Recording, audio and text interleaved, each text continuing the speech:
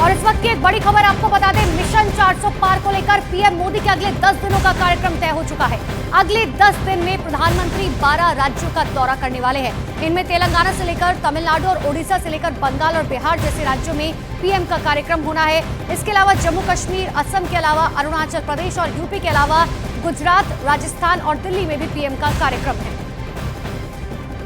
तो बड़ी जानकारी आपको दे रहे प्रधानमंत्री नरेंद्र मोदी का 10 दिनों में 12 राज्यों का दौरा करते हुए पीएम नजर आएंगे। 7 मार्च को श्रीनगर में पीएम मोदी की एक मेगा रैली होगी।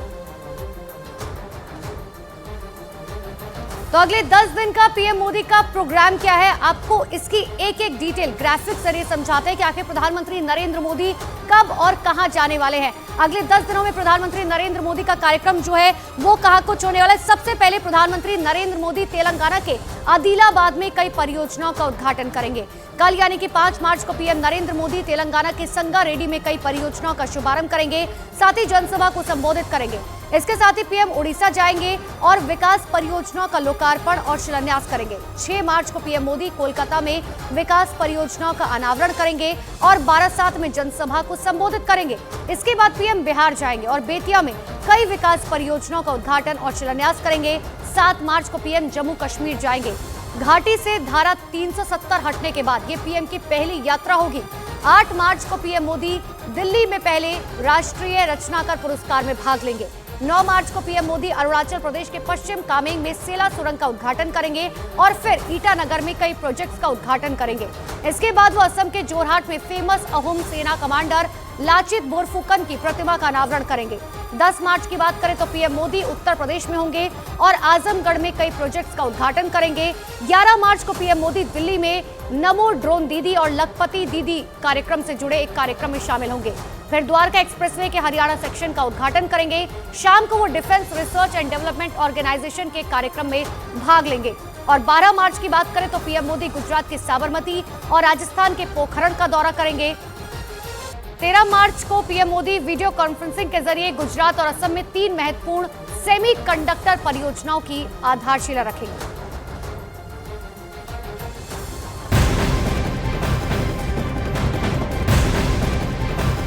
आज प्रधानमंत्री नरेंद्र मोदी तेलंगाना के आदिलाबाद में कई विकास परियोजनाओं का उद्घाटन, लोकार्पण और शिलान्यास करने वाले हैं। आदिलाबाद में प्रधानमंत्री नरेंद्र मोदी एक रैली को भी संबोधित करेंगे। तेलंगाना से प्रधानमंत्री नरेंद्र मोदी तमिलनाडु जाएंगे। कलपक्कम में परमाणु ऊर्जा विभाग के प्रशासनिक नियंत्रण के तहत एक सरकारी कंपनी भारतीय नाभिकीय विद्युत निगम लिमिटेड भाविनी का दौरा करेंगे और चेन्नई में रैली को संबोधित करेंगे।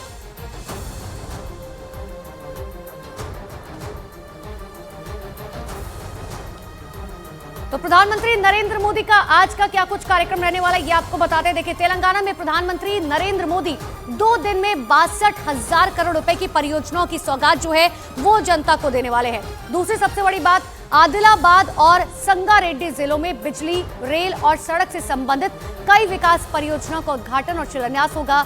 आदिलाबाद में 56,000 करोड़ रुपए की बुनियादी ढांचा परियोजना लॉन्च की जाएगी।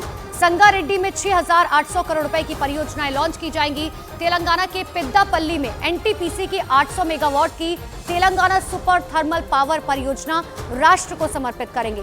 पीएम नव विद्युतीकृत अब्बारी आदिलाबाद रेल लाइन भी राष्ट्र को समर्पित करेंगे। पीएम तेलंगाना को महाराष्ट्र और छत्तीसगढ़ से जोड़ने वाली 2 प्रमुख राष्ट्रीय राजमार्ग परियोजनाओं की आधारशिला रखेंगे।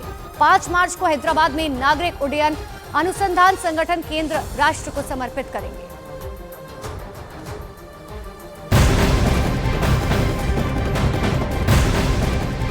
और इस वक्त की एक बड़ी खबर आपको बता दें, कल हुई केंद्रीय मंत्रिपरिषद की बैठक करीबन 10 घंटे तक चली। सुबह 10:30 बजे पीएम नरेंद्र मोदी इस बैठक में पहुंचे थे और रात 9:30 बजे पीएम इस बैठक से निकले। जानकारी के मुताबिक पीएम मोदी ने इस बैठक में अपने सहयोगियों से कहा कि जाइए और लोकसभा चुनाव जीतिए, बहुत जल्द फिर से मुलाकात होगी।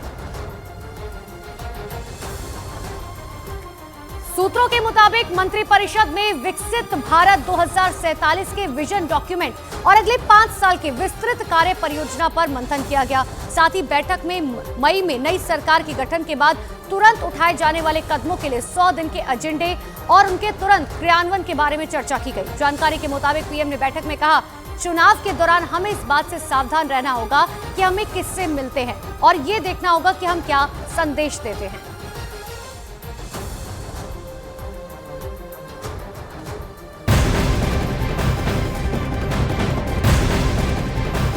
और इसी बीच एक बड़ी खबर आपको पश्चिम बंगाल से बता दें, जहां पर आसनसोल सीट से प्रत्याशी बनाए गए उम्मीदवार पवन सिंह के चुनाव न लड़ने के ऐलान से सियासी हलचल तेज हो चुकी है। पवन सिंह ने उम्मीदवारी की लिस्ट जारी होने के एक दिन बाद यानी कि रविवार को ट्वीट कर आसनसोल से चुनाव न लड़ने का ऐलान किया था। टीएमसी ने पवन सिंह मामले में भारतीय जनता पार्टी पर निशाना साधा। तो वहीं पवन सिंह के आसनसोल से चुनाव न लड़ने को लेकर टीएमसी ने अपनी जीत बताया। टीएमसी के नेता शांतनु सेन के मुताबिक पश्चिम बंगाल के लोगों ने भी पवन सिंह का विरोध किया था। बात आसनसोल में जिसको उम्मीदवार किया था वो पवन सिंह, जो बंगाल का औरत को लेके विलिफाई किया, ह्यूमिलिएट किया, गलत शब्द यूज करके उनको इंसल्ट किया, उनके खिलाफ हम लोगों ने प्रोटेस्ट किया। और हमारा यह प्रोटेस्ट, ये जनगर्जन इतना जोरदार था, बीजेपी का उम्मीदवार चुनाव का मैदान छोड़ के भाग गया। लोकसभा चुनाव 2024 के लिए जारी भारतीय जनता पार्टी के पहले लिस्ट में भोजपुरी गायक और एक्टर पवन सिंह ने पश्चिम बंगाल के आसनसोल से टिकट उन्हें दिया गया था, जिसके एक दिन बाद यानी कि शनिवार को पवन सिंह ने आसनसोल से चुनाव लड़ने से इनकार कर दिया। उन्होंने इसकी जानकारी एक ट्वीट कर दी, जिसमें उन्होंने लिखा, भारतीय जनता पार्टी के शीर्ष नेतृत्व को दिल से आभार प्रकट करता हूं। पार्टी ने मुझ पर विश्वास करके आसनसोल का उम्मीदवार घोषित किया, लेकिन किसी कारणवश मैं आसनसोल से चुनाव नहीं लड़ पाऊंगा। तो पश्चिम बंगाल के आसनसोल से टिकट मिला था, लेकिन पवन सिंह ने मना कर दिया। तो पश्चिम बंगाल के आसनसोल सीट से टीएमसी प्रत्याशी शत्रुघ्न सिन्हा ने अपने प्रतिद्वंदी बीजेपी प्रत्याशी पवन सिंह मामले में बयान दिया। क्या बोलिएगा? मैं कहूँगा अच्छा आदमी है, अपना बच्चा है, परिवार का है, लेकिन जो फैसला जो किया है लड़ने का नहीं लड़ने का, ये उनका या उनकी पार्टी का अपना अंदरूनी मामला है, इंटरनल अफेयर है। इस पे मैं कोई कमेंट करने वाला, दखल अंदाजी देने वाला कौन होता?